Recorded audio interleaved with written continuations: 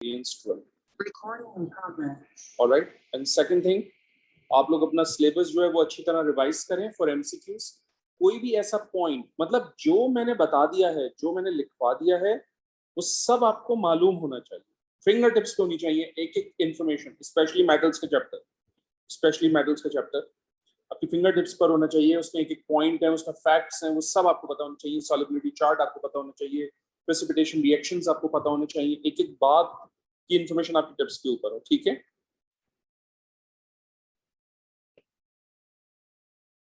Let's start. हम start कर रहे हैं मई जून 2020 वेरिएंस 11. फॉर्मेट सेम है अभी भी.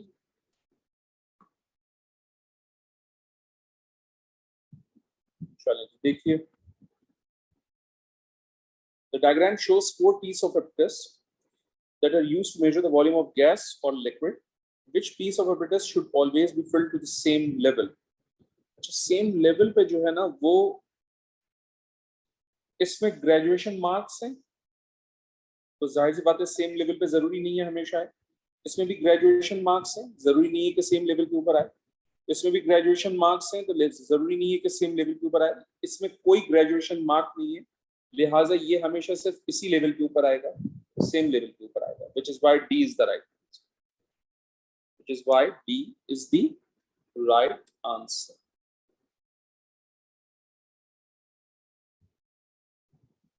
ठीक है, सो आप बता दीजिए, यहां पर लिख सकते हैं आप एक छोटा सा fact. No graduation,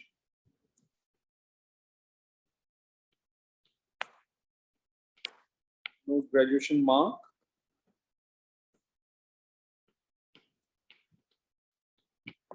So only fixed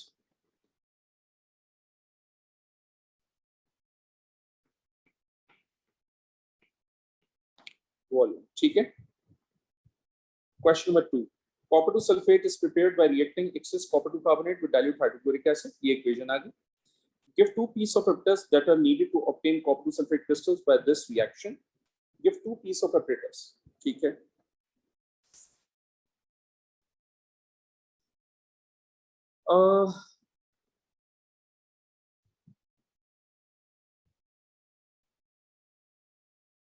देखिए, कार्बन डाइऑक्साइड गैस रिलीज हो रही है, तो इसको कलेक्ट करने के लिए आपको गैस लेंथ चाहिए. और जाहिर सी बात है, कॉपर सल्फेट का मीडियम एक्वस है, तो इसके क्रिस्टल्स हासिल करने के लिए आपको फिल्ट्रेशन करनी पड़ेगी, तो फिल्टर फनल चाहिए, right. And therefore C is the right answer. इसकी एक्सप्लेनेशन यहां पर होगी.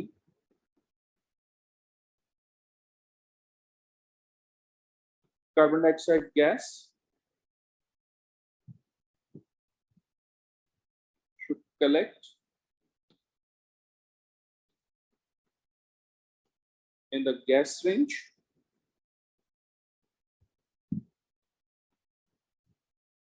ठीक है बेटा. और दूसरी बात,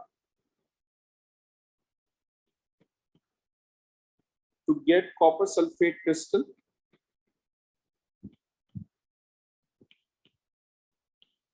filtration is must. Filtration is must, and for that we use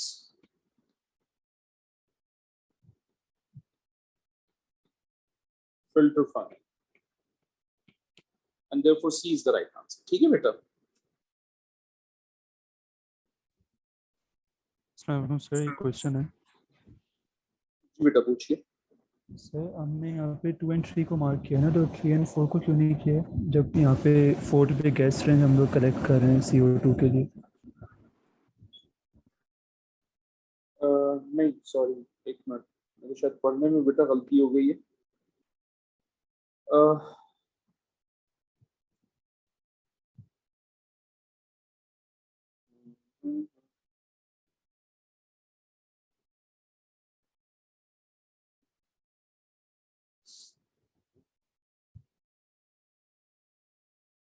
नहीं बेटा, ये सही तो है, ये तो लिखा मैंने सही है, लेकिन उससे गलती हुई है कि मैंने ये चीज नहीं दिखती। This point is 5 filter funny. हाँ सही है। Evaporating basin, thank you for correcting me beta. Evaporating basin is required ताकि evaporating basin is needed to crystallize salt, crystallize the copper sulfate solution. ठीक है, मैंने ऑप्शन सही चूज किया but वो लिखा मैंने बेटा एक्सप्लेनेशन ठीक था, ये होगा सही है बेटा। थैंक यू बेटा। No problem, Question number sir. 3. A paper chromatography experiment is carried out to find an RF value for the Fe3 plus system. The result is shown. ठीक है जी, ये रिजल्ट आ गया आपके पास, Fe3 plus आ गया आपके पास। अब to make the spot containing Fe3 plus more visible, the paper is sprayed with aqueous sodium hydroxide so that the precipitate of iron 3 hydroxide forms. Under the condition of the experiment, the RF of Fe3 plus is given by 1 and the color of the precipitate is 2, which row correctly gaps 1 and 2. जो RF होता है वो basically x upon y होगा, isn't it? देखें ये जो y है ये distance traveled by solvent है,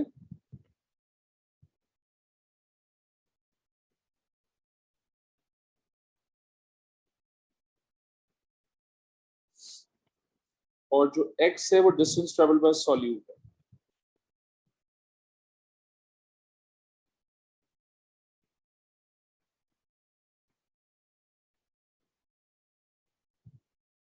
तो RF की वैल्यू जब भी आप निकालेंगे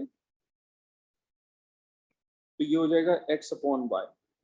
पहली तो बात ये होगी, और दूसरी बात ये कि जब Fe3 प्लस के प्रेसिपिटेट्स बनते हैं तो आप जानते हैं, आपको मैं पढ़ा कर आ रहा हूँ, वो रेड ब्राउन होते हैं, यानी आयरन 3 हाइड्रोक्साइड के जो प्रेसिपिटेट्स होते हैं उनका कलर क्या होता है बेटा, रेड ब्राउन। ये हमने सॉल्ट एनालिसिस में भी बताया था आपको।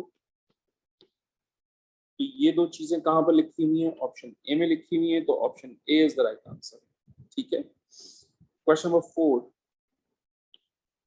aluminum chloride is dissolved in water and the resulting solution is divided between 3 test tubes। ठीक है, एल्यूमिनियम क्लोराइड को वाटर में डिसॉल्व किया, सॉल्यूशन को 3 टेस्ट ट्यूब में डिवाइड कर लिया।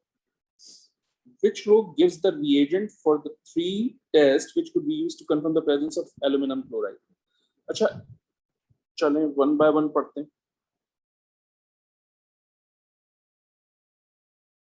देखें आप सब जानते हैं कि क्लोराइड का जो टेस्ट है वो silver nitrate plus dilute HNO3 के थ्रू होता है, और आपको उससे क्या मिलते हैं, व्हाइट प्रेसिपिटेट्स, अगर आपको सॉल्ट एनालिसिस याद हो। ठीक है, तो आप ये टेस्ट देख लीजिए कहां पर लिखा हुआ है, ये आ रहा है, ये आ रहा है, जो कि बिल्कुल ठीक बात है, और ये लिखा है और ये लिखा है, तो इसका मतलब कंपटीशन या तो ए में होगा या फिर डी में। बाकी ये दोनों तो गलत हो गए क्योंकि उन्होंने क्लोराइड आयन के टेस्ट जो है वो सही तरह से नहीं मेंशन किए। ठीक है,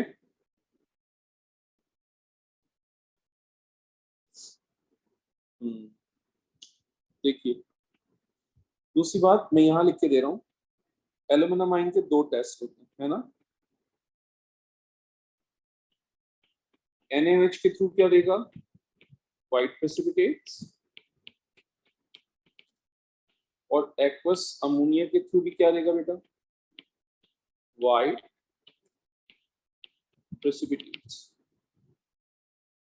सो एल्यूमिनियम आयन को टेस्ट करने के लिए हमें 2 रिएजेंट चाहिए, NaOH और एक्वस अमोनिया, वो ये गिवन है और ये गिवन है। और क्लोराइड आयन को टेस्ट करने के लिए सिल्वर नाइट्रेट और डाइल्यूट नाइट्रिक एसिड चाहिए, वो ये गिवन है। तो ये तीनों चीजें क्योंकि ऑप्शन डी में गिवन है, which is why D is the right answer.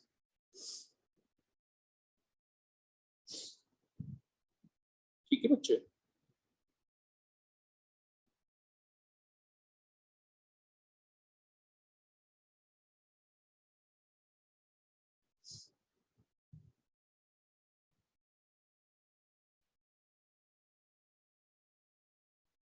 Sir why not a? बेटा ये बिल्कुल ठीक है, ये भी बिल्कुल ठीक है एल्यूमिनियम आयन के टेस्ट के लिए, लेकिन क्लोराइड आयन के टेस्ट के लिए सिल्वर नाइट्रेट तो ठीक है, हाइड्रोक्लोरिक एसिड नहीं होना चाहिए, it has to be dilute nitric acid, तो इसलिए ये गलत हो गया। बी क्यों गलत है? बी इसलिए गलत है क्योंकि ये ठीक है, राइट, ये भी ठीक है, ये क्लोराइड को टेस्ट कर रहा है, लेकिन जाहिर सी बात है एल्यूमिनियम आयन जो है वो एक्वस अमोनिया से भी तो टेस्ट होते हैं ना, उनके थ्रू भी वाइट प्रेसिपिटेट आता है, यहाँ एक्वस अमोनिया गिवन ही नहीं है, इसलिए ये भी गलत हो गया। ये ठीक है क्योंकि एक्वस अमोनिया से टेस्ट पॉजिटिव आता है, ये भी ठीक है क्योंकि क्लोराइड का टेस्ट पॉजिटिव आएगा, लेकिन NaOH का टेस्ट गिवन नहीं है, इसलिए ये गलत हो गया, and therefore D is the right answer क्योंकि सारे टेस्ट के रिएजेंट्स गिवन है। कोई भी ऑप्शन ऐसी हो जिसपे आपको डाउट हो आप फौरन पूछा करें, ठीक है।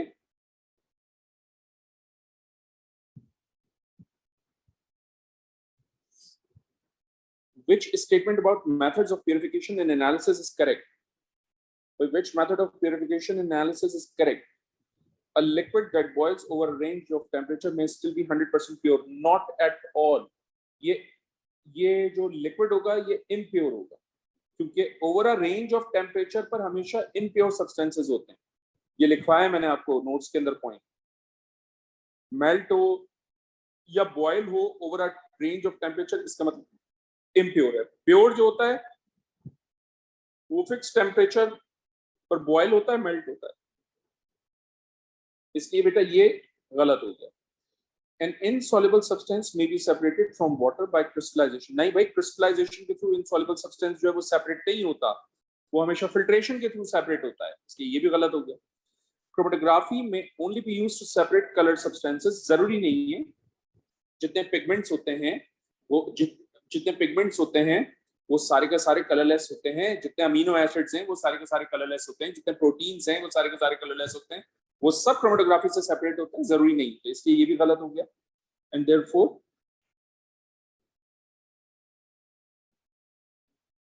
D is the right answer, क्योंकि जब ए बी सी तीनों गलत है तो डी गलत सही होगा। वो कह रहे हैं liquid air can be fractionally distilled giving oxygen as one of the product, बिल्कुल सही बात है। Fractional distillation of liquid air के थ्रू मैं नाइट्रोजन भी हासिल कर सकता हूँ, मैं ऑक्सीजन भी हासिल कर सकता हूँ, क्योंकि दोनों का कंटेंट एयर में सबसे ज्यादा होता है, तो D is the right answer.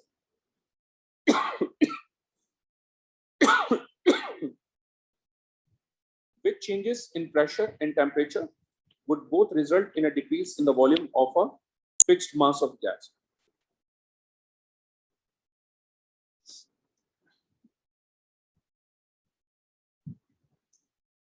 मुझे डिक्रीज इन वॉल्यूम करना है। देखो बॉयज लॉ आपको याद है ना,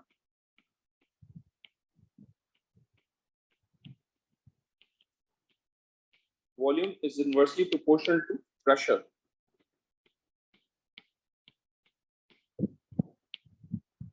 चॉल्स लॉ मुझे याद है, volume is directly proportional to temperature. तो ऑब्वियसली अगर मैं यहाँ पर प्रेशर इंक्रीज करूंगा तो वॉल्यूम डिक्रीज हो जाएगा, अगर मैं यहाँ टेम्परेचर डिक्रीज करूंगा तो वॉल्यूम भी डिक्रीज होगा, राइट। तो आपने प्रेशर इंक्रीज वॉल्यूम डिक्रीज देखना और टेम्परेचर डिक्रीज देखना कहाँ लिखा हुआ है,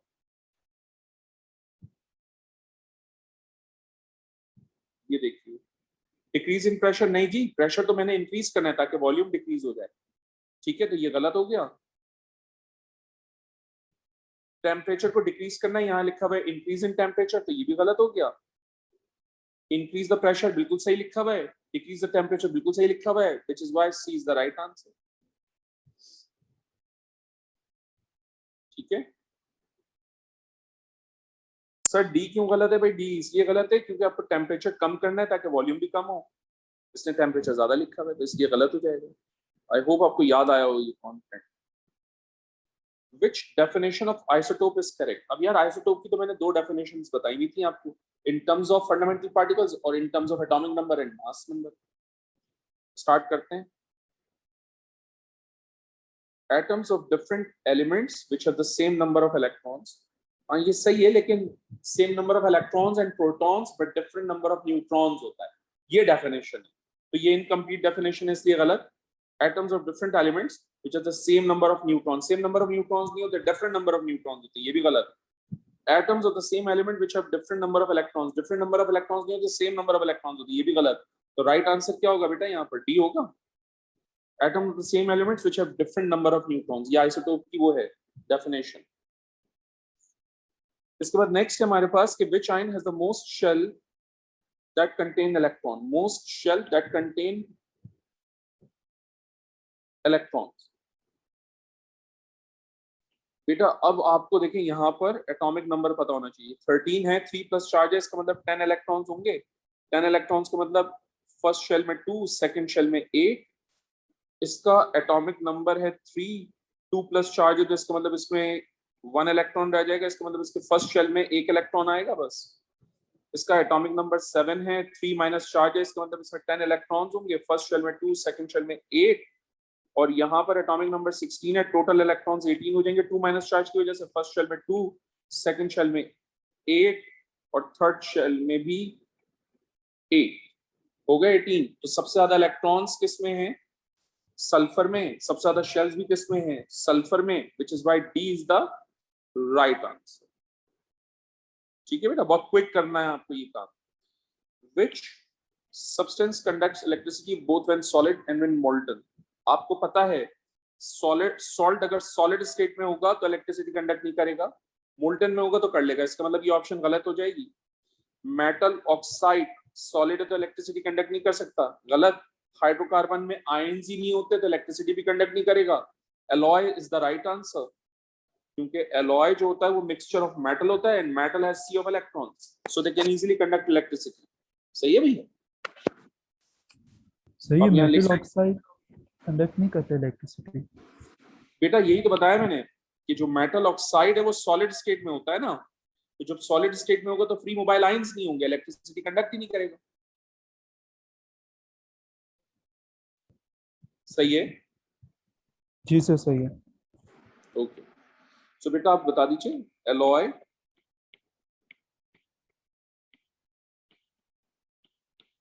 is a mixture of metals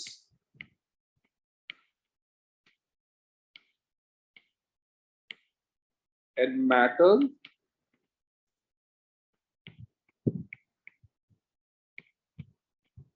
contains C of delocalized electrons. Hence, conduct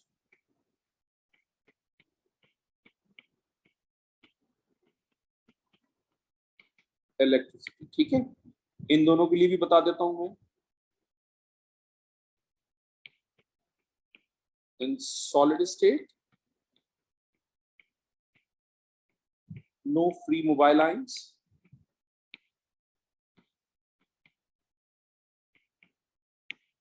hence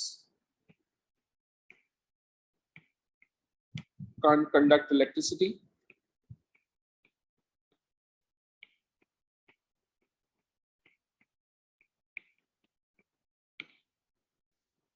ठीक है. और हाइड्रोकार्बन के लिए भी बता देते हैं. हाइड्रोकार्बन जो है डू नॉट आयोनाइज.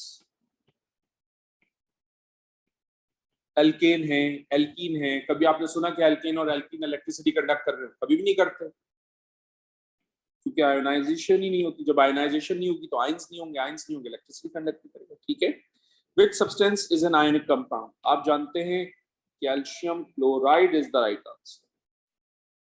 ठीक है, ये तो बहुत ऑब्वियस सा आंसर है, क्योंकि ammonia covalent, ethanoic acid covalent, hydrogen chloride covalent, calcium chloride ion है. 11 अलर्ट रहिएगा. The dot and cross diagram for the 4 compounds are shown. Which diagram is correct? Note that only the outer electrons are shown.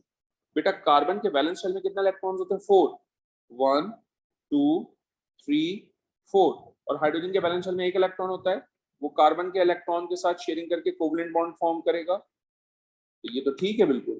तो ए is the right answer. ठीक है.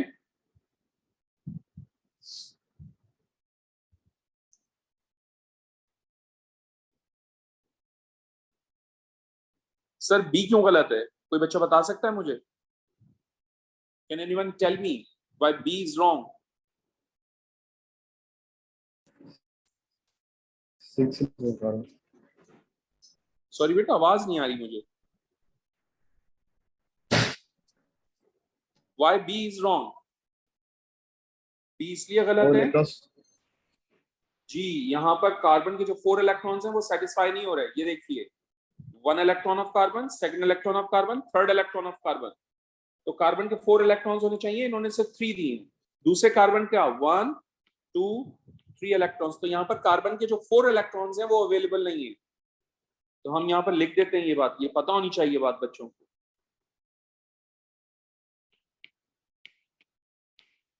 Valence electron of carbon are not satisfied.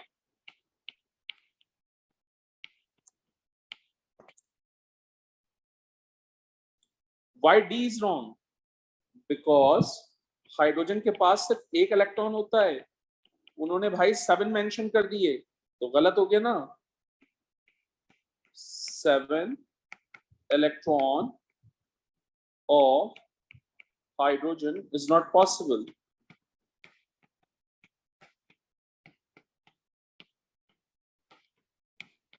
इसलिए ये भी गलत हो गया।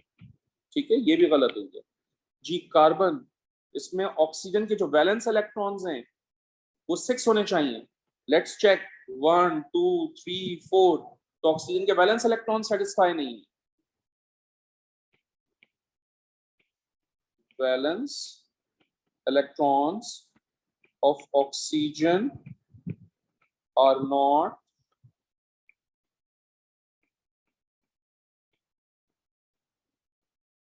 satisfied, इसलिए ये भी गलत है। ठीक है, so you have to be so quick कि क्या गलती है क्या गलती नहीं है। Question number 12.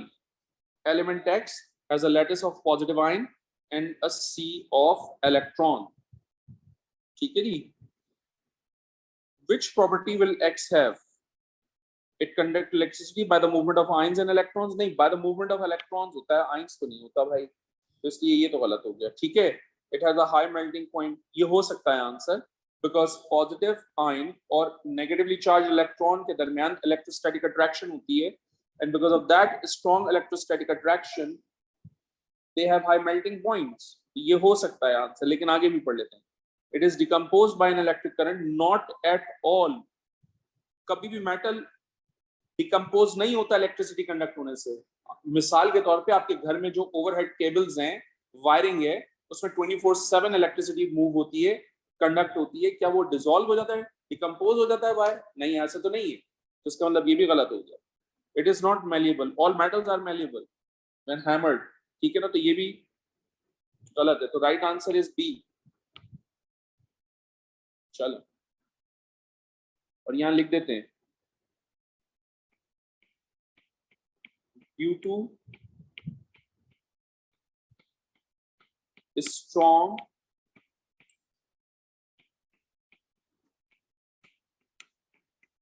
electrostatic attraction between positive ion and sea of electron.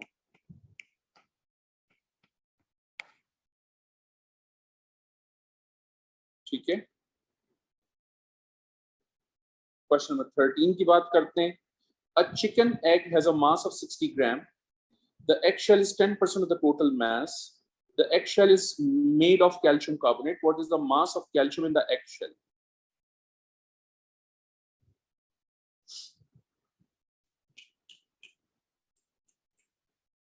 So बेटा, सबसे पहले मैं मोल्स ऑफ कैल्शियम कार्बोनेट निकाल लेता हूं। 60 को डिवाइड कर दें 100 से, तो मोल्स आ जाएंगे। कैल्शियम कार्बोनेट का बेटा मास होता है 100। चल,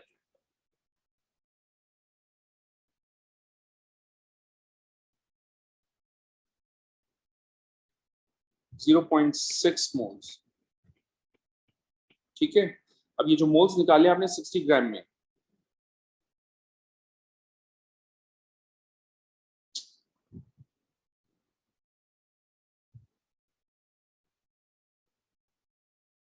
इसका 10% निकाल लीजिए।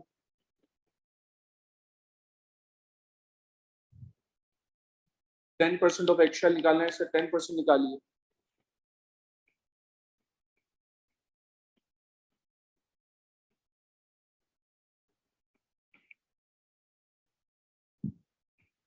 इंटू 0.1 कर दीजिए, 10% आ जाएगा।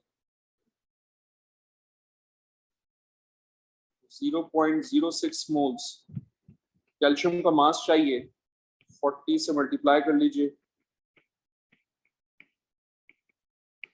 क्योंकि कैल्शियम कार्बोनेट में एक ही कैल्शियम है, तो जो मोल्स कैल्शियम कार्बोनेट के होंगे वही मोल्स कैल्शियम के भी होंगे। 2.4 gram, 2.4 gram is the right answer, C is the right answer।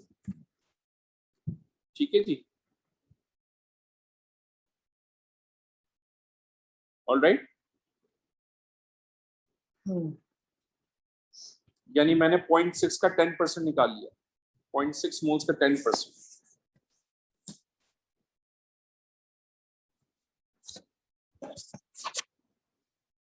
Question number 14. Ethanol can be made by the reaction shown if 5 gram of bromoethane produces 1.59 gram of ethanol, and 1.59 gram of ethanol is basically the practical yield। ठीक है,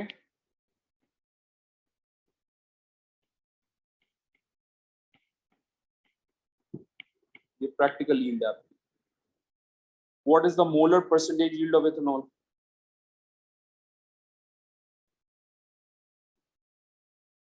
Okay, देखें दो बातें। पहली बात, bromo ethane से ethanol बन रहा है, इसका मतलब भाई रिलेशनशिप जो है ना वो ब्रोमो इथेन और इथेनॉल के दरमियान। इथेनॉल का MR है 46 और ब्रोमो इथेन का मैं कैलकुलेट करता हूँ, रुकिए एक मिनट में बता देता हूँ आपको। 80 प्लस 12 टाइम्स 2 प्लस 5 109। वो कह रहा है भाई अगर ये 5 ग्राम है तो बताओ ये कितना होगा। तो ये हो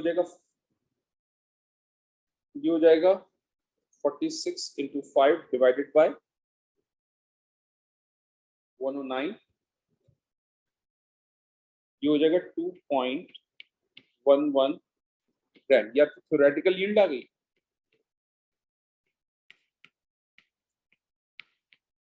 ठीक है। आपको परसेंटेज यील्ड कैलकुलेट करनी है तो 1.59 को डिवाइड कर दीजिए आप 2.11 से इंटू 100, 1.59 डिवाइडेड बाय 2.11 इंटू 100, तो ये हो जाएगा 75.35। इसका मतलब डी आंसर होगा।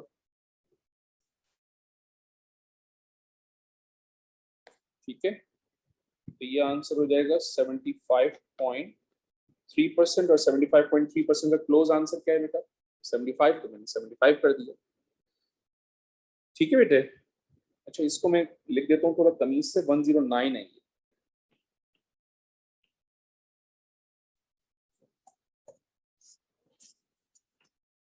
An aqueous solution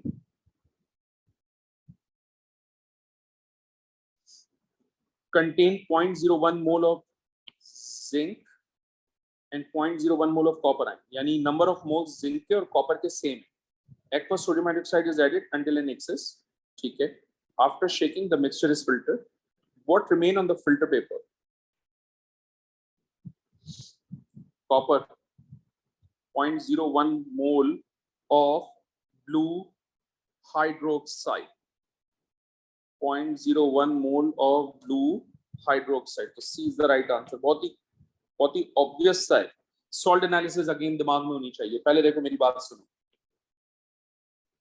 zinc NaOH से रिएक्शन करता है,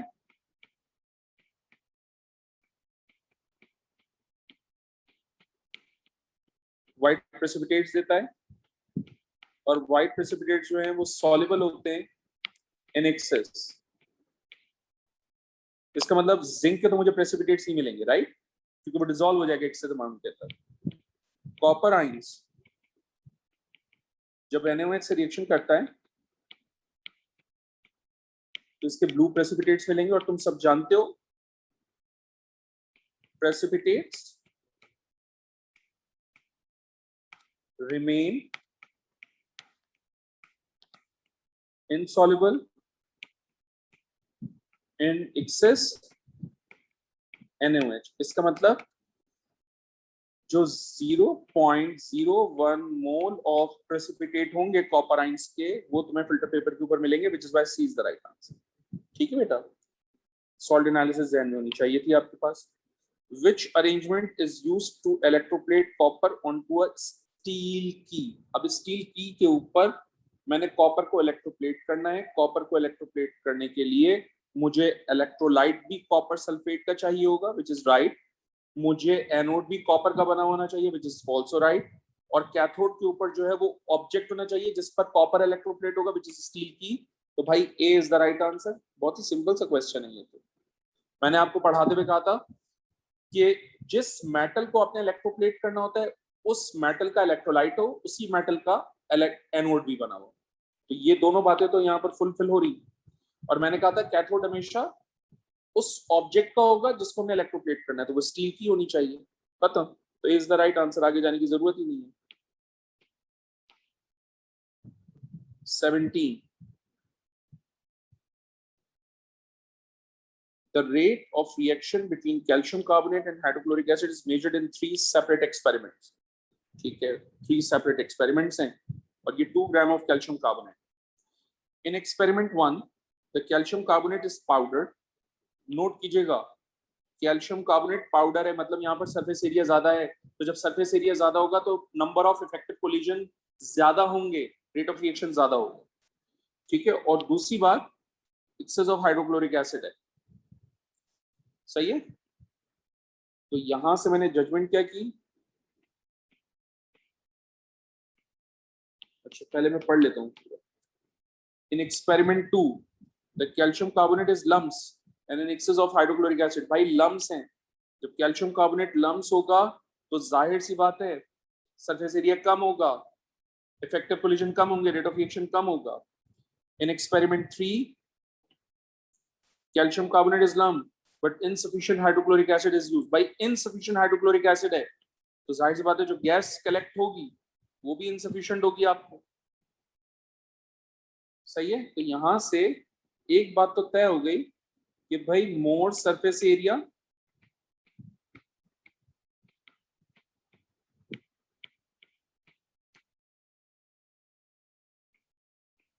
मोर रेट ऑफ रिएक्शन। ठीक है, और इन दोनों के अंदर खास बात क्या है, less surface area less rate of reaction, less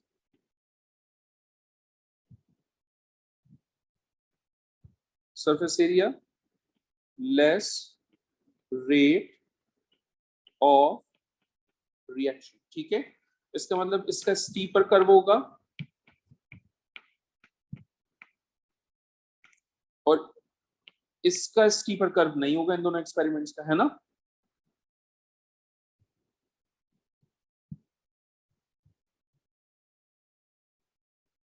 okay अच्छा, एक खास बात और, ग्राफ से देख के पता चल रहा है क्योंकि इन दोनों में excess of hydrochloric acid use किया हुआ है, इसलिए volume of gas collected should be same.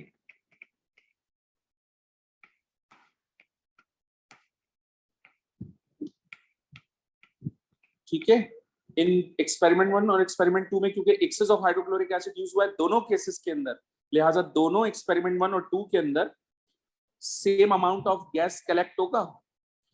इसमें इनसफिशिएंट हाइड्रोक्लोरिक एसिड है, सेम वॉल्यूम ऑफ गैस का कलेक्शन नहीं होगा।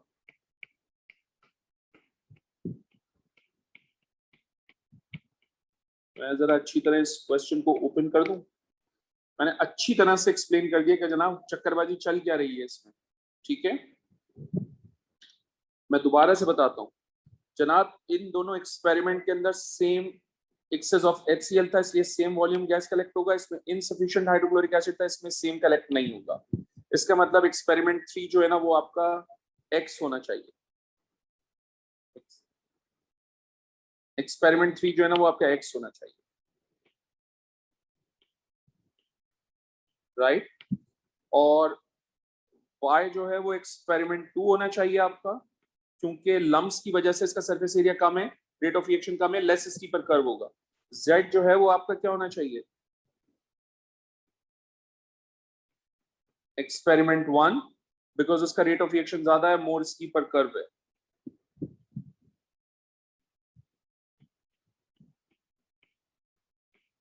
मोर steeper curve, more rate of reaction. I believe आपको बात समझ में आई होगी, मैंने पूरा का पूरा एक्सप्लेन कर दिया आपको एक एक चीज कि क्वेश्चन से क्या एक्सट्रैक्ट हुआ और ग्राफ से क्या पता चल रहा है, और कौन सा स्केच ग्राफ का किस एक्सपेरिमेंट को रिप्रेजेंट कर रहा है और क्यों। ठीक है, तो देखो एक्सपेरिमेंट 2 और एक्सपेरिमेंट 1 दोनों का volume of gas same collect हुआ है, ये बात भी प्रूफ हो गई। तो स्टार्ट करते हैं हम। Experiment 1 is shown by curve x, नहीं जी वो तो एक्सपेरिमेंट 3 है तो ये गलत हो गया। Experiment 1 is shown by curve y, ये भी गलत हो गया। Experiment 2 is shown by curve y, ये तो बिल्कुल सही बात है, तो यही आंसर भी है। Experiment 3 is shown by curve z, नहीं भाई वो एक्सपेरिमेंट 1 है, ठीक है जी। आई बिलीव आपको बात समझ में आई होगी कि मीनिंग क्या है इस क्वेश्चन के। That's a very classic question by the way, अच्छा खासा टाइम लगा इस पे। Question number 8, pieces of zinc are added to aqueous copper to sulfate। या अल्लाह का लाख लाख शुक्र है। Which statement is correct? अब देखें, जिंक की रिएक्टिविटी ज्यादा है, वो कॉपर आयन को डिस्प्लेस कर रहा है in the form of copper metal और खुद ऑक्सीडाइज हो रहा है। तो जब खुद ऑक्सीडाइज होगा तो इलेक्ट्रॉन लूज करेगा। तो जब आप यहां से यहां जा रहे हैं तो लॉस ऑफ इलेक्ट्रॉन हो रहा है, और जब आप यहां से यहां आ रहे हैं तो गेन ऑफ इलेक्ट्रॉन हो रहा है, जब भी तो ये रिएक्शन रिडॉक्स होगा। तो अब जरा देखते हैं, वन बाय वन पढ़ते हैं। Copper ion is oxidise to copper, नहीं भाई वो तो इलेक्ट्रॉन गेन हो रहा है तो ऑक्सीडाइज तो नहीं हो सकता, तो ऑप्शन है wrong. Copper ions is reduced to copper by losing electron, ओ भाई बाय गेनिंग इलेक्ट्रॉन, तो ये भी गलत हो गया। Zinc is oxidise to zinc ions by losing electron, ये सही है भाई, बिल्कुल ये बिल्कुल सही है और यही आंसर होगा। आगे फिर भी पढ़ लेते हैं, डी ऑप्शन भी देख लेते हैं कि डी ऑप्शन क्या कह रहा है। जिंक इज रिड्यूस, नहीं जिंक तो ऑक्सीडाइज हो रहा है, जिंक ऑक्सीडाइज हो रहा है इसलिए गलत हो, ठीक है। The oxide of element X react with acid to form salt। ये मैंने आपको करवाया कि मेटल ऑक्साइड जब एसिड से रिएक्शन करते हैं तो सॉल्ट बनाते हैं। Which statement about element X or its oxide is correct?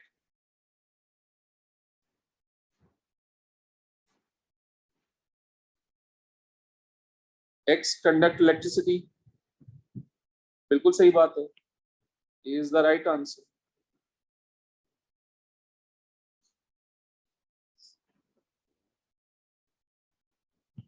Oxide of element X, इसको हम बेटा मेटल ऑक्साइड भी तो बोलते हैं ना, और आप जानते हैं कि मेटल ऑक्साइड में मेटल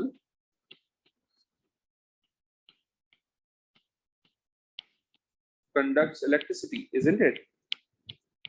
मेटल ऑक्साइड नहीं कह रहा हूं, वो X कह रहा है। Which statement about element X, यानी वो मेटल के मुतालिक बात कर रहे हैं कि बताओ मेटल के लिए क्या ठीक होगा, सिर्फ मेटल, नॉट मेटल ऑक्साइड। तो मेटल कंडक्ट्स इलेक्ट्रिसिटी, ठीक है,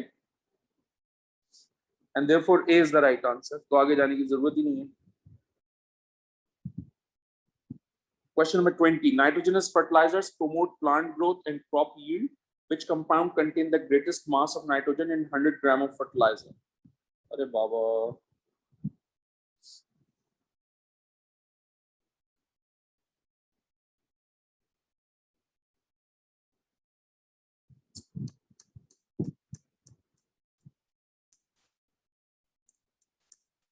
अच्छा, अब प्रॉब्लम ये है कि बेटा सबके एमआर निकाल लें, तो मैं जरा एमआर निकालूं जल्दी जल्दी। 39 प्लस 14 प्लस 16 टाइम्स 3 और 39 प्लस 14 प्लस 16 टाइम्स 3, ये बेटा 101 है।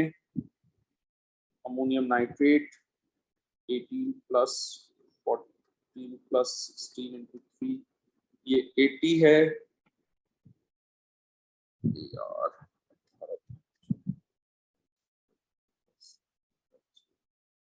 ये 132 है प्लस,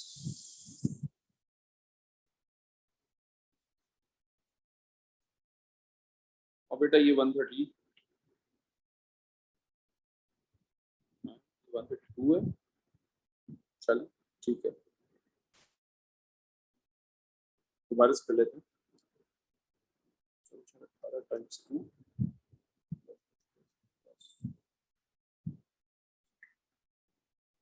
ठीक है। देखिए सबसे पहले ऑप्शन ए की बात कर लेते हैं, इसको सॉल्व कर देता हूँ बेटा मैं आप लोगों के लिए। ऑप्शन ए, 100 को डिवाइड कर दीजिए आप 101 से, तो बताइए मोल्स कितने आ जाएंगे। 0.9900 मोल्स, ठीक है। आप नोट करें इस KNO3 में सिर्फ एक नाइट्रोजन है, ठीक है। तो मैं स्ट्रेट अवे सिर्फ एक नाइट्रोजन के AR से इसको मल्टीप्लाई कर देता हूं, तो मेरे पास मास आ जाएगा इंटू 14, ये हो जाएगा बेटा 13.8 ग्राम। 13.8 ग्राम ऑफ नाइट्रोजन है ऑप्शन ए में। अब बी को देखो, 100 डिवाइडेड बाय 80, ये हो जाएगा 1.25 मोल्स। अगर मैं इसको मास में कन्वर्ट करूं तो मैं इसको 14 से मल्टीप्लाई, मैं इसको 28 से मल्टीप्लाई कर लूंगा, क्योंकि दो नाइट्रोजन एटम है, यहाँ दो नाइट्रोजन एटम है ना। तो 28 से मल्टीप्लाई करूंगा, मल्टीप्लाई बाय 28, तो ये हो जाएगा बेटा 35 ग्राम ऑफ नाइट्रोजन। सही है। सी को देख लो, 100/32 है, तो मोल्स कितने हो जाएंगे? 100/132, 0.75 हो जाएंगे। और दो नाइट्रोजन है इसमें, है ना, दो नाइट्रोजन है, तो मल्टीप्लाई बाय 28 कर दूं, तो मास कितना हो जाएगा इसमें?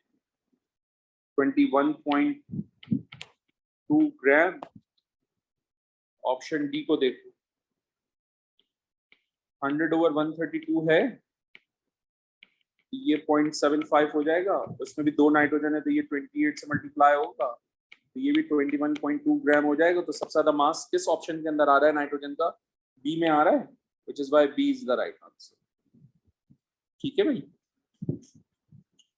Which aqueous reagent liberates ammonia from ammonium nitrate on warming? यार मैंने आपको पढ़ाया कि when any ammonium salt react with any alkali then always ammonia gas is formed। तो alkali ये नहीं है, ये गलत हो गया, ये भी alkali नहीं है, गलत, ये भी alkali नहीं है, गलत। राइट आंसर इज बी, क्योंकि ये एक alkali है, रजिस्टर में लिखा हुआ है सब आपका। इसके बाद एक question number 22, which statement about sulfuric acid is correct? Sulfuric acid is correct। तो question 22, it is manufactured by heating hydrogen, oxygen and sulfur together। गलत।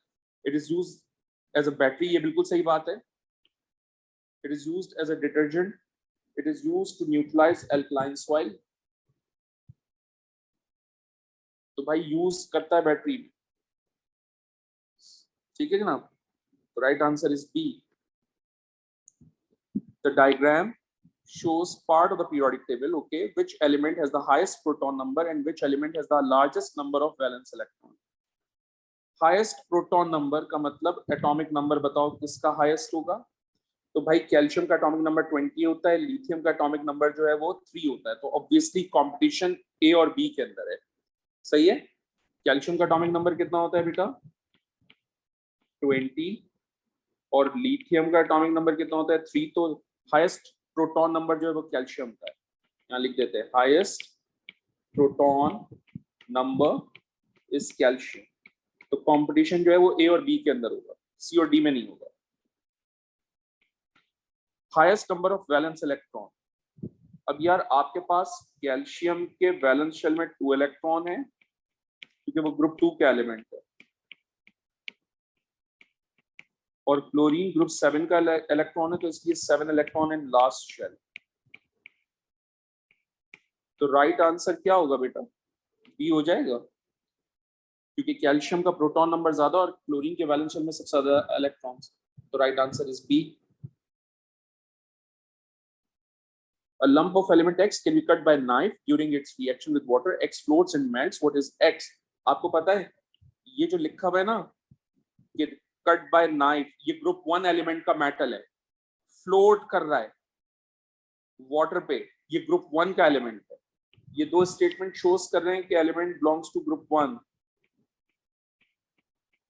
ग्रुप 1 मेटल, तो ग्रुप 1 मेटल कौन सा है? ऑप्शन में डी है।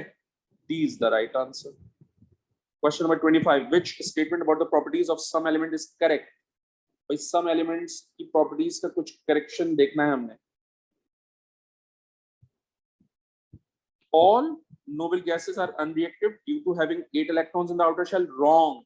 क्योंकि हीलियम का एटॉमिक नंबर 2 होता है, उसके वैलेंस शेल में 2 इलेक्ट्रॉन्स होते हैं, 8 नहीं होते, लेकिन ये नोबल गैस होती है। तो ये गलत हो गया, क्योंकि सारी गैसेस नहीं होती, हीलियम एक्सेप्शनल केस है। ये गलत। The group 7 elements astatine is expected to be black solid at room temperature. Yes, ये मैंने आपको बताया है। मैंने बताया कि down the group color becomes darken. तो अगर आयोडीन ब्लैक है तो एस्टेटीन भी ब्लैक होता है। नोट्स में जाके चेक कीजिएगा, लिखा हुआ मिलेगा। तो B is the right answer। आगे जाने की जरूरत नहीं है अगर आंसर ठीक हो गया तो। Which diagram shows the structure of an alloy? Alloy. तो एक मिनट वो पीछे ऑप्शन सी देखें जरा। G, the reactivity of element in both group 1 and group 7 increases. बेटा मैंने ये लिखवाया है कि ग्रुप 1 में एलिमेंट्स की रिएक्टिविटी इंक्रीज होती है, लेकिन ग्रुप 7 एलिमेंट की रिएक्टिविटी डिक्रीज होती है डाउन द ग्रुप। ओके सही है। ओके, डिक्रीज होती है। Which diagram shows the structure of an alloy? बेटा ये ग्रेफाइट है, ये alloy नहीं हुआ। बेटा ये आयनिक बॉन्ड है, ये alloy नहीं हुआ। बेटा ये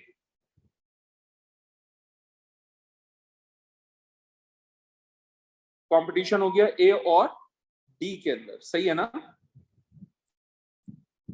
तो राइट आंसर इज ए, क्योंकि एलॉय जो है वो mixture of metals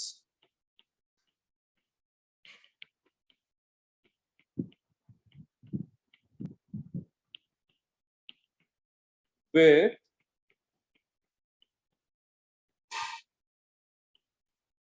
other elements. Different elements के साथ भी तो होता है ना, मेटल्स तो आपस में होते हैं, डिफरेंट एलिमेंट्स भी होते हैं। तो जाहिर बात है जब डिफरेंट एलिमेंट होगा तो कॉम्पोजिशन डिफरेंट होगी, तो वो ए में आ रही है composition different. Which element can only be extracted from its ore using electrolysis? So भाई कौन सा ऐसा एलिमेंट है, तो आपको पता है जितने रिएक्टिव मेटल्स होते हैं उन सबको हम एक्सट्रैक्ट करते हैं इलेक्ट्रोलिसिस के थ्रू मोल्टन फॉर्म, राइट? तो राइट आंसर क्या हो जाएगा 27 का? ए हो जाएगा। उसके बाद है the equation shows reaction taking place at the blast furnace in which reaction is an acidic impurity present in an iron ore remove. तो मैंने कल बताया था आपको, D is the right answer. Acidic impurity जो है ना वो SiO2 होती है और वो कन्वर्ट हो जाता है कैल्शियम सिलिकेट में, ये कन्वर्जन हो रही है। तो यही आंसर है आपका डी। ठीक है,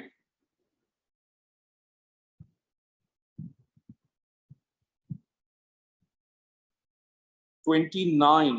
My goodness. Which diagram correctly shows the condition necessary for the rusting of iron and also the metal that can be used to prevent rusting by sacrificial protection? यार रस्टिंग ऑफ आयरन के लिए आपको पता है ना, oxygen होता है, water होता है, ये दो चीजें चाहिए होती हैं आपको। तो सी और डी में कंपटीशन है बेसिकली, क्योंकि इसमें ऑक्सीजन वाटर यहाँ भी है, ऑक्सीजन वाटर यहाँ भी है। अब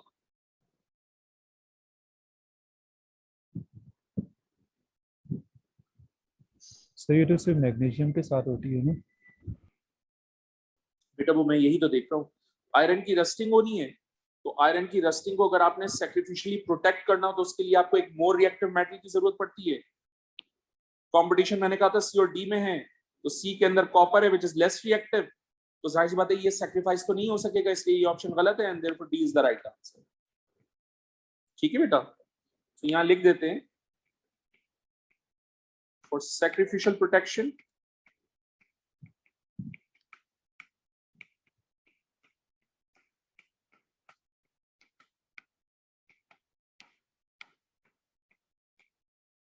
we need more reactive metal.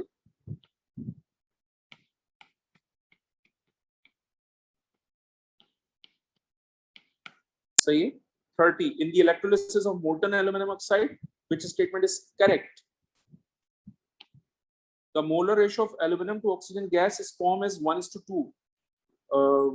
I don't think so. बिल्कुल भी ऐसा नहीं है। एल्यूमिनियम ऑक्साइड इज Al2O3, तो रेशियो 2:3 का है ना, 1:2 का थोड़ी है। The molar ratio of aluminium to oxygen gas is 3:4, गलत है। मैंने अभी बताया Al2O3 में मोलर रेशियो 2:3 का है, तो ये भी गलत, ये भी गलत।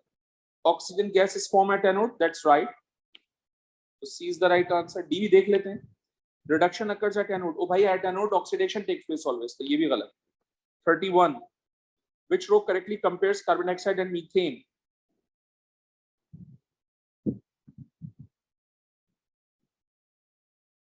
कार्बन डाइऑक्साइड में भी कार्बन है, मीथेन में भी कार्बन है, तो बोथ कंटेन कार्बन, तो ये भी सही है, ये भी सही है। इसका मतलब कंपटीशन ए और बी में है, सी और डी तो हो गए गलत। अब both are described as a greenhouse gas, बिल्कुल सही बात है, ये दोनों ग्रीन हाउस गैसेज है, ये भी ठीक है, ये भी ठीक है। Both lower the pH of water when they dissolve in it, ये गलत है। पूछे क्यों? क्योंकि मीथेन इनसॉल्युबल इन वाटर होती है, carbon dioxide soluble in water होती है, तो ये बात लिखनी पड़ेगी यहाँ पर, तो ये वाटर सॉल्युबल है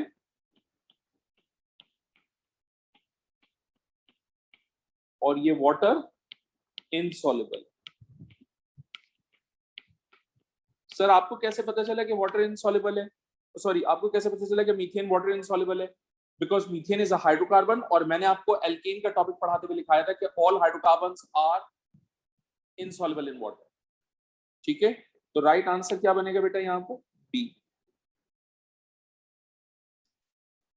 दोनों ग्रीन हाउस गैसेस हैं, दोनों में कार्बन एटम है, लेकिन एक डिसॉल्व होता है, एक डिसॉल्व नहीं होता, which is why B is the right answer. Sea water is not safe to drink, it can be converted into drinkable water by desalination। ठीक हो गया। what does desalination involve? बेटा ये कल की क्लास में बताया था मैंने। desalination में क्या होता है? distillation का प्रोसेस होता है, isn't it? तो डिस्टिलेशन का प्रोसेस ये नहीं हो सकता क्योंकि क्लोरीन, ये आपका वो होता है क्लोरीनेशन, ये भी नहीं है डिसैलिनेशन। फिल्ट्रेशन में तो हम बेटा सेडिमेंटेशन कहते हैं उसको, तो D is the right answer. Fats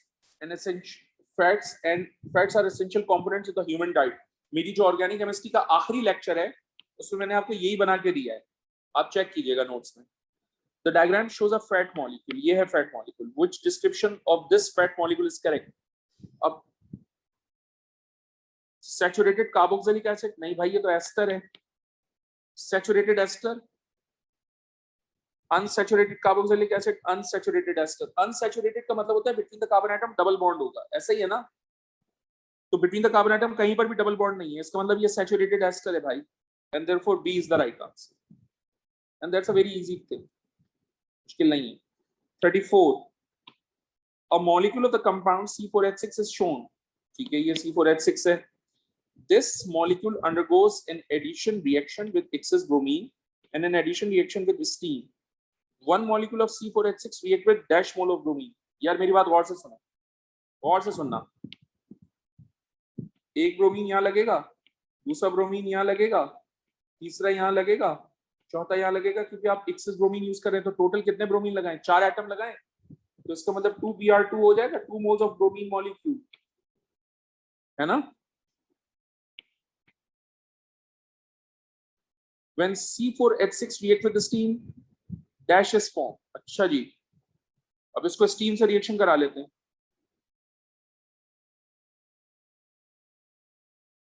यहाँ H, यहाँ OH आ जाएगा और ये एक सिंगल बॉन्ड हो जाएगा. सिमिलरली यहाँ पर क्या आ जाएगा, OH, यहाँ पर क्या आ जाएगा, H, और ये भी एक सिंगल बॉन्ड हो जाएगा. तो बेटा बना क्या आपके पास, अल्कोहल. तो two molecules of Br2 reaction करेंगे और अल्कोहल प्रोडक्ट बनेगी. तो राइट आंसर इज सी. सही है बेटा, ये याद रखिएगा. इसका शॉर्टकट आपको कंक्लूड कर लूं जरा मैं ऑर्गेनिक, फिर इसका शॉर्टकट देता हूं. ठीक है, लेट मी कंक्लूड. अच्छा मैं दे ही देता हूं यहां पर, रुको. 1 double bond equals to 1 molecule of Br2. सही है. तो अगर 2 डबल बॉन्ड्स हैं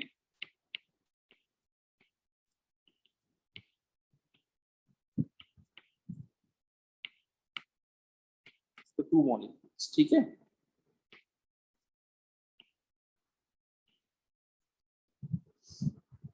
ये तो पहला हो गया. दूसरा एल्कीन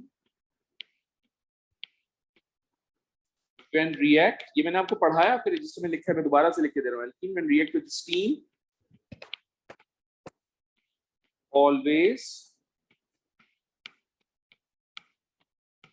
alcohol is formed. ये इसका शॉर्टकट हो गया. आप इन 2 पॉइंट को ध्यान में रख के आंसर सी कर सकते हो. ठीक है. 35. The molecule of 2 hydrocarbons, compound X and Y, each contain only 4 carbon atoms. That's an important statement. दोनों के पास 4 कार्बन एटम है. X is saturated, Y is unsaturated, which statement is correct.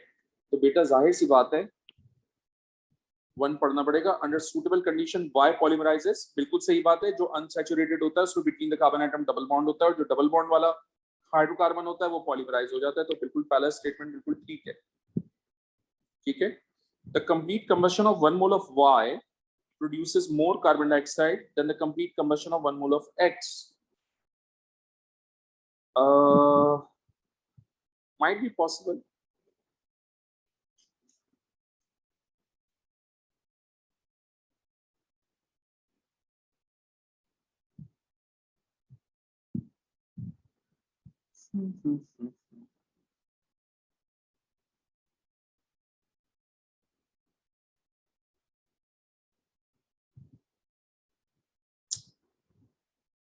दोनों में 4 कार्बन एटम है और मैं दोनों की कंबस्शन कराऊंगा. 4 कार्बन एटम.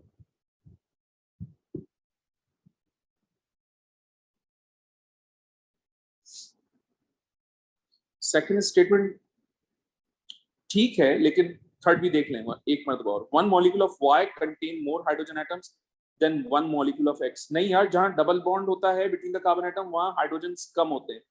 तो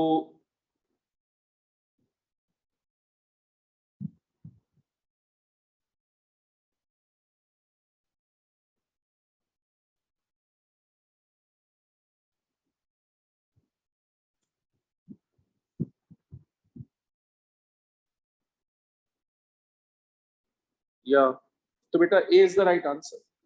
से पहला ही ठीक है. ठीक है जी. देखो और से सुनना. 4 carbon atoms means 4 moles of CO2 is released जब X और Y की कंबस्शन होगी. तो भाई ज्यादा तो नहीं कार्बन डाइऑक्साइड दे सकता ना, सेम कार्बन डाइऑक्साइड मिलेगा. तो स्टेटमेंट 2 गलत हो गया. जहां डबल बॉन्ड होता है बिटवीन द कार्बन एटम वहां नंबर ऑफ हाइड्रोजन कम होते हैं. तो Y में number of hydrogen come atom होंगे, ज्यादा तो नहीं हो सकते. इसलिए ये भी गलत हो गया, ये भी गलत हो गया. Right answer is a. 36. Which conversions involves oxidation? Ethanol से कार्बन डाइऑक्साइड एंड वाटर गया है, तो भाई ये ऑक्सीडेशन हो सकता है क्योंकि, और इथेनॉल से इथेनोइक एसिड ये भी ऑक्सीडेशन हो सकता है. इथीन से पॉलीथीन ये रिडक्शन है क्योंकि सैचुरेशन हो रही है. तो 36 का आंसर 2 भी हो सकता है, 1 भी हो सकता है. 1 और 2 का कोई कॉम्बिनेशन है 36 में. बिल्कुल है. तो राइट आंसर इज सी. ये दोनों के दोनों ऑक्सीडेशन में कर रहे हैं. both involves oxidation due to the gain of oxygen. यहां पर गेन ऑफ ऑक्सीजन है ही नहीं, इसलिए ऑप्शन रॉन्ग होगा। ठीक है। 37 compound T reacts with magnesium, act with sodium hydroxide and ethanol. Which group does tea contain? यार एल्कली से रिएक्शन कर लेता है, अल्कोहल से रिएक्शन कर लेता है, मेटल से रिएक्शन कर लेता है, तो ये कार्बोक्सिलिक एसिड होगा ना। कार्बोक्सिलिक एसिड मेटल से रिएक्शन करके हाइड्रोजन गैस देता है, एल्कली से रिएक्शन करके सॉल्ट देता है, अल्कोहल से रिएक्शन करके एस्टर बनाता है, तो ये कार्बोक्सिलिक एसिड होगा। तो कार्बोक्सिलिक एसिड कहां पर है? सी में है, तो C is the right answer. Which type of reaction could be used in the polymerization of ethene? तो भाई एडिशन पॉलीमराइजेशन होती है इथीन के अंदर, is the right answer. Insulin is a protein made in the human body. Which statement about insulin are correct? अब मेरी बात गौर से सुनना। हाँ, इंसुलिन प्रोटीन है, और प्रोटीन मैंने आपको कंडेंसेशन पॉलीमराइजेशन में पढ़ाया, तो पहला स्टेटमेंट ठीक हो गया। ठीक है। It is a synthetic polymer. नहीं भाई, made in the human body, तो ये नेचुरल पॉलीमर है, मैन मेड नहीं है, सिंथेटिक नहीं है। दूसरा स्टेटमेंट गलत हो गया। When hydrolyzed, it produces only one monomer. ठीक है, ये भी गलत है।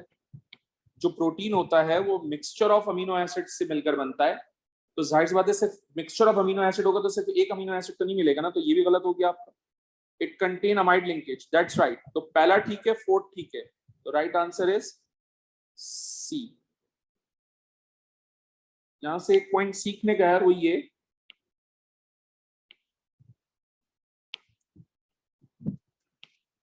on hydrolysis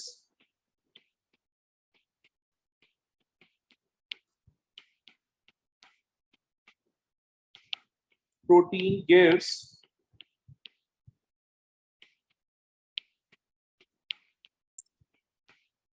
mixtures of amino acid.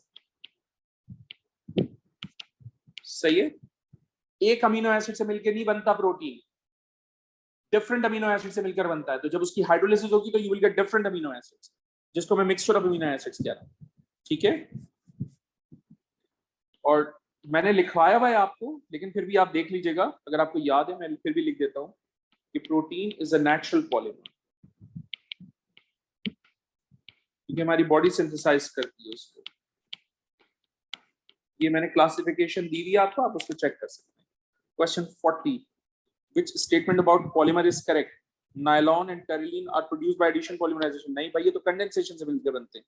Nylon and terylene both contain the amide linkage. गलत, terylene में एस्टर होता है, nylon में amide होता है, तो ये भी गलत, ये भी गलत। Simple sugars are produced by hydrolyzing protein. भाई प्रोटीन की हाइड्रोलिसिस होती है तो अमीनो एसिड बनता है, अभी बताया मैंने आपको, तो ये भी गलत। तो जब ए गलत, बी गलत, सी गलत, तो करेक्ट आंसर क्या होगा? डी। अब डी को भी पढ़ लेते हैं। Starch contain element carbon, hydrogen and oxygen, बिल्कुल सही बात है। आप चेक कीजिए नोट्स के अंदर, कार्बन, हाइड्रोजन, ऑक्सीजन ही होता है स्टार्च के अंदर, उसके अलावा कुछ और नहीं होता। सही है बेटा, ये मैंने कंप्लीट कर दिया है। As you can see in this paper, इसमें कैलकुलेशन का जो एरिया था वो थोड़ा सा टेक्निकल, आसान नहीं था, एंड इट रिक्वायर्स टाइम। तो इस वेरिएंस के अंदर, इस पेपर के अंदर चैलेंजिंग क्वेश्चंस थे कुछ, सो मेक श्योर कि आपको एक वर्ड याद हो, एक एक स्ट्रक्चर याद हो। एक मिनट रुको, मैं आपको स्टार्च का स्ट्रक्चर निकाल के दिखाता हूँ जो मैंने आपको बताया, ताकि आपको याद आए कि जी मैंने क्या करवाया था और किस तरह से एग्जामिनर सवाल दे रहा है आपको। ये देखो, ये रहा, मैं आपसे कह रहा था ना कि ये फैट का स्ट्रक्चर है, तो देखो एग्जामिनर ने ये फैट का स्ट्रक्चर इसी क्वेश्चन में दिया था, ये बना वो है ना। और दूसरी बात, ये देखो,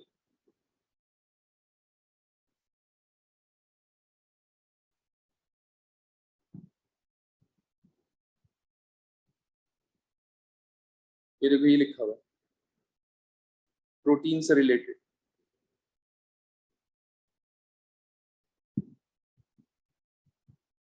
ये देखो, प्रोटीन को मैंने किसमें कहा है? नेचुरल पॉलीमर के अंदर कहा है। सही है। और देखो स्टार्च भी दिखा देता हूँ, स्टार्च का स्ट्रक्चर ये रहा बेटा, इधर गया स्टार्च, ये रहा स्टार्च, ये देखो इसमें ऑक्सीजन है ना, और ये जो बॉक्स है ये क्या होता है, बॉक्स क्या होता है, हाइड्रोकार्बन चेन होती है। तो हाइड्रोकार्बन चेन किसे कहते हैं, जिसमें कार्बन और हाइड्रोजन हो। सर हमें कैसे पता चला बॉक्स में हाइड्रोकार्बन चेन है, भाई ये बताया भाई, यहाँ पर बताया, ये देखो कहाँ बताया था मैंने, ये देखो बॉक्स क्या है, हाइड्रोकार्बन चेन है, सही है। सो मेक श्योर कि बेटा बहुत अच्छी तरह प्रिपेयर करें, बहुत अच्छे तरीके से प्रिपेयर करो हर चीज।